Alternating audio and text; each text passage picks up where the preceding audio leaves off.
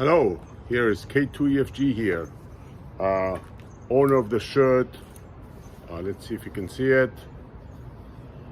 Ham radio operators do it with greater frequency.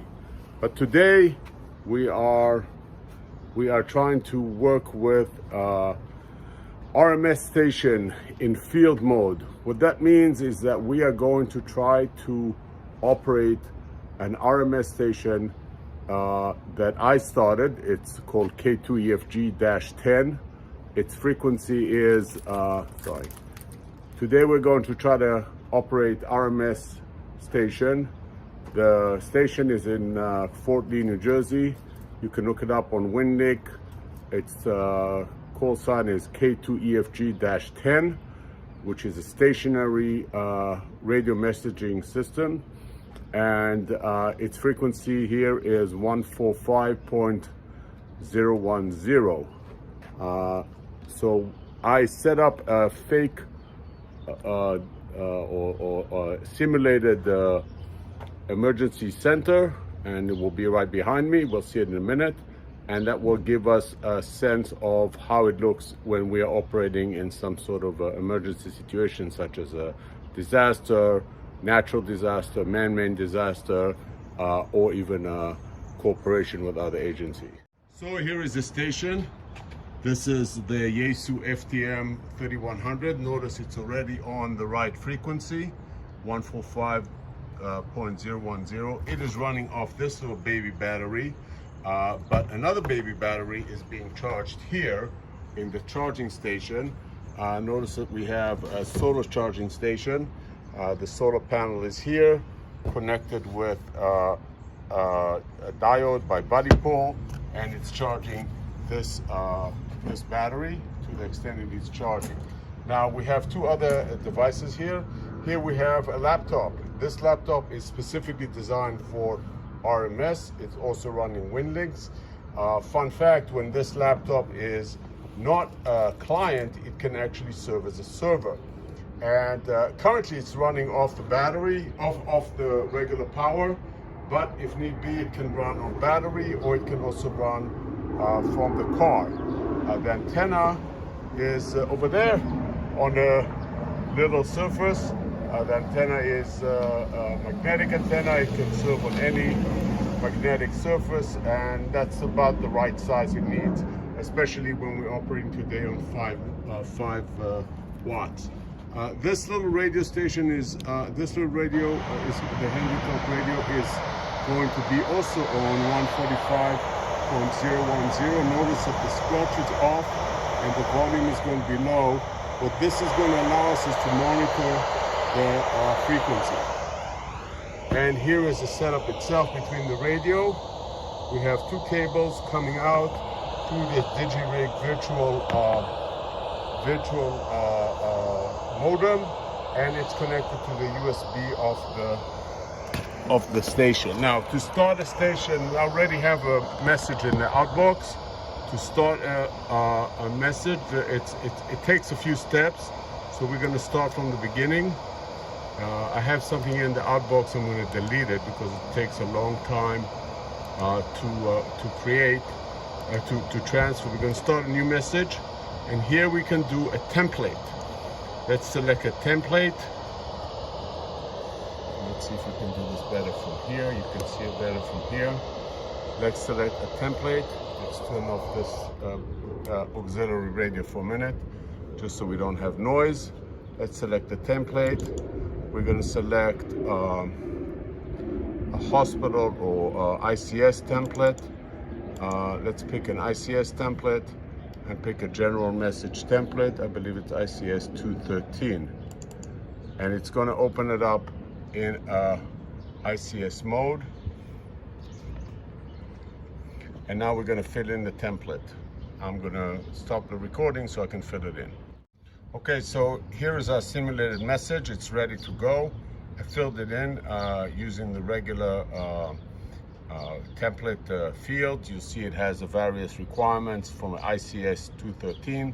There are many templates in this Winlink library, so we can send it to anyone.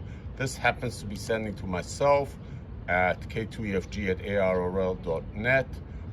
It's from the hospital headquarters. Of course, this is simulation. The subject is simulated test, and here's some simulated message.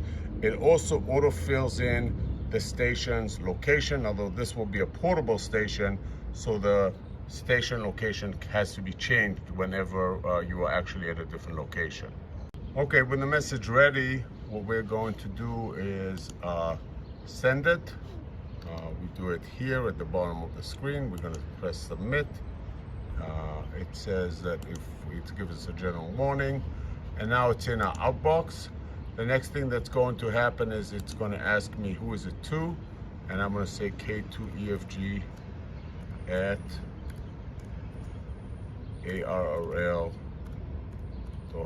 which is just to myself, and I'm going to say post to box. Unlike an email, you got to go through the steps. First, you got to post it to the outbox, then you have to open the session, and finally you have to start the session.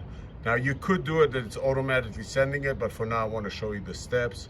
So here's the session. While I'm doing that, let's open our listening device here, and let's see how it sounds. We're going to see how this sounds.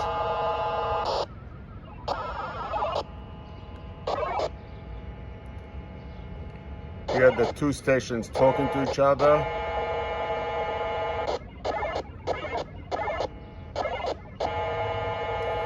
You see the message going out. You see it around here. See a green bar going.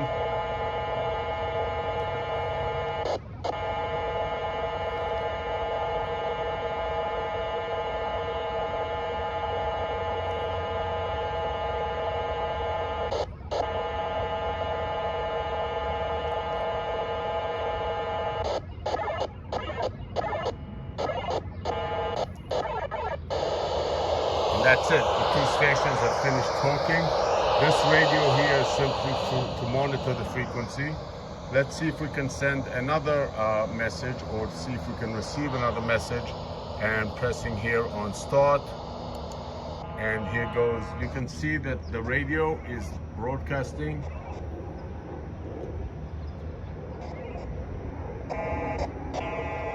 See, that's the communication between the two radios. Next, I'm going to show you the actual base station that's receiving it.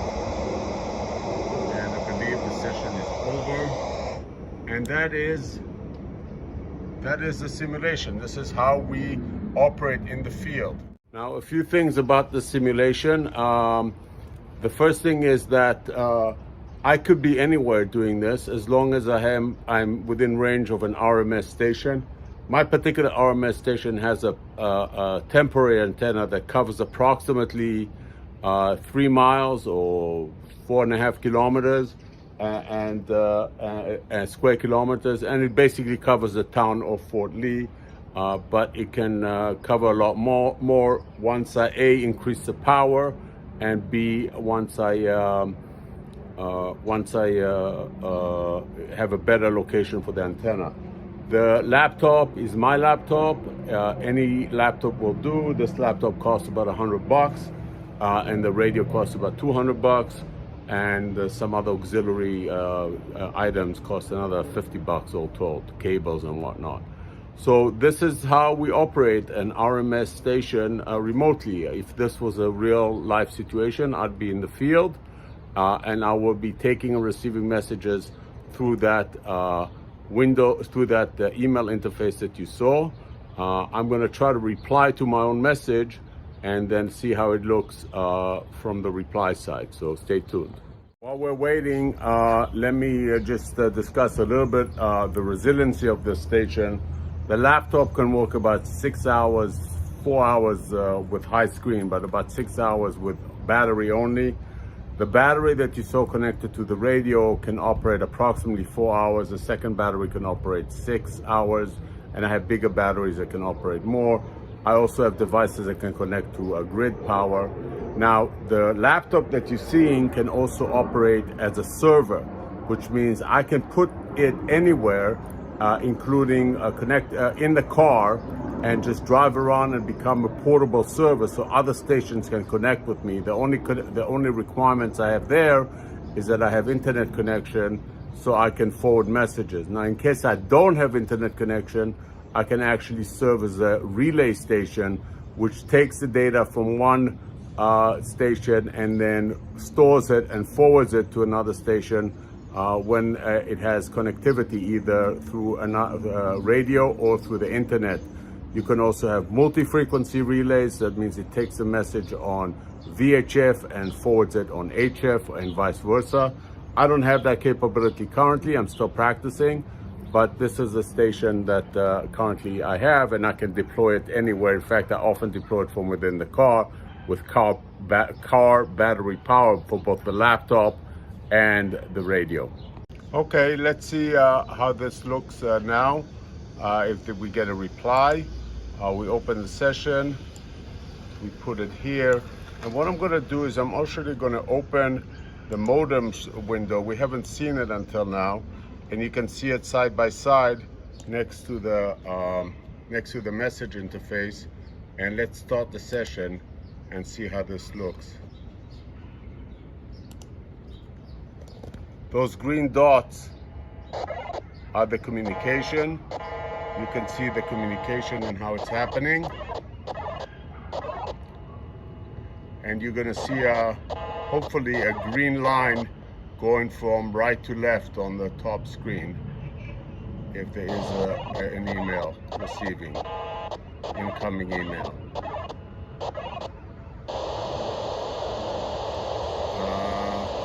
No, the session ended. My reply has not been received. Let's try it one more time.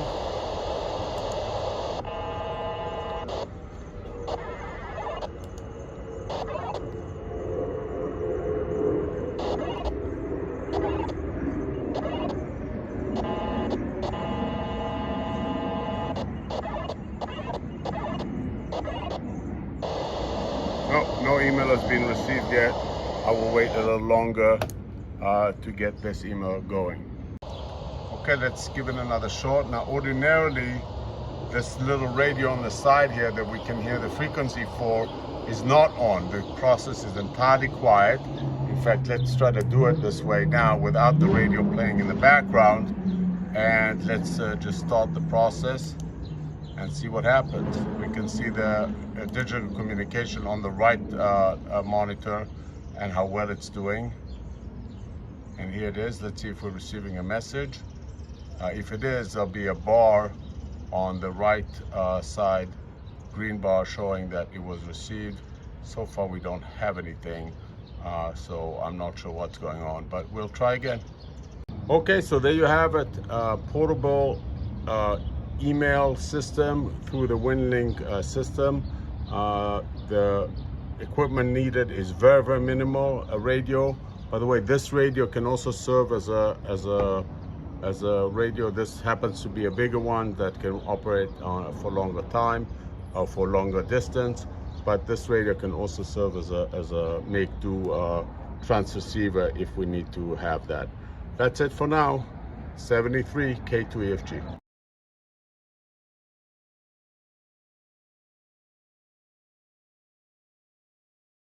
Hi, so what we're going to try to do now is I'm going to get my darling wife, Marnita, K2EFG, to send me a message, and I'll try to be on the receiving, on the server side that receive those messages. I want to show you how the other side looks. So stay tuned. K2EFG-10 station. You'll see that this is a server station. It looks differently. But you'll notice similar equipment here. There's similar radio, and also I have stationary power supplies. This is a 12-volt power supply, and the station is sitting tuned to that. And here is the control station. We're going to try to show what happens when we send a message. I've invited my wife, Marnita, K2EFG, to be our hospital administrator using this system. And Marnita, what you want to do first is click on message, click on new message, and then send a message to me at recman@aol.com, just like you would any normal email message, just something very brief. You don't have to write your whole regular type length messages, just something very mundane and hospital-like message.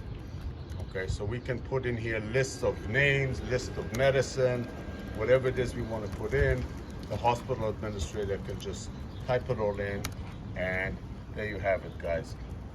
So now press on, click to post to our box. It's on the top left. Then wait until I tell you to go, and I'm going to film that from the other side. Okay, you can do open session, but don't press on start until I tell you to go. Okay, you see open session, it's in bold on the top there. And then when you're ready, you're going to press on start. Okay? Not yet. I'm going to go to the server and we'll do it together. Okay? I'm going to ask Marnita to send a message now, and this is the server size. This is how it looks from the server. Marnita, you can go ahead, press start. And here we are. We can see the message being sent. This is how the server side looks. And you can see the radio here is communicating with my radio on the other side. And here is the data being transmitted. And I believe in a second we will be done.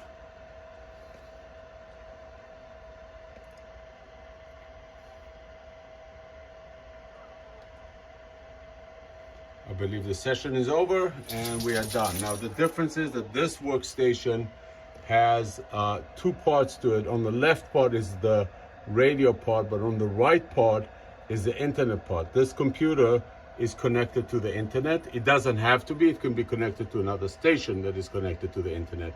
But there you have it.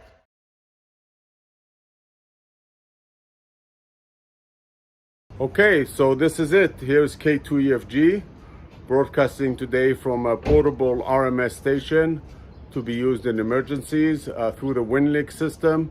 You can look me up on www.youtube.com/K2EFG73.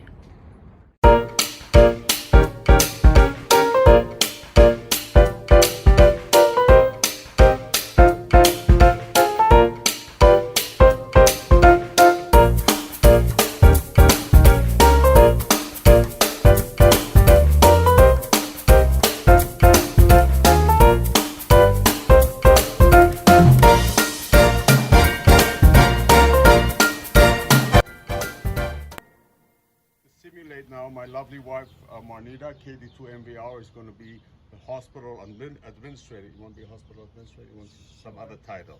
I like okay. hospital. Why don't you go to message? No, with the mouse. Go to message. Type new message. I need my glasses. I'm sorry. Okay, so we're going to stop that. By the way, the whole bag. The whole station fits into this one bag. The reason I use earphones is because sometimes in a hospital setting you don't want to create noise when you talk on the radio, so you put the earphones in.